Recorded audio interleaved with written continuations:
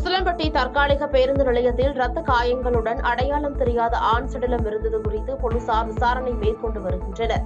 மதுரை மாவட்டம் உசிலம்பட்டி தேனி சாலையில் தற்காலிக பேருந்து நிலையம் இயங்கி வருகிறது.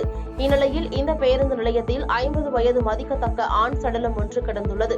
இதுகுறித்து தகவல் அறிந்து வந்த உசிலம்பட்டி நகர் காவல் நிலைய போலீசார் பிரேதத்தை கைப்பற்றி சோதனை செய்தபோது முகம், கை, கால்களில் காயங்கள் இருந்துள்ளது.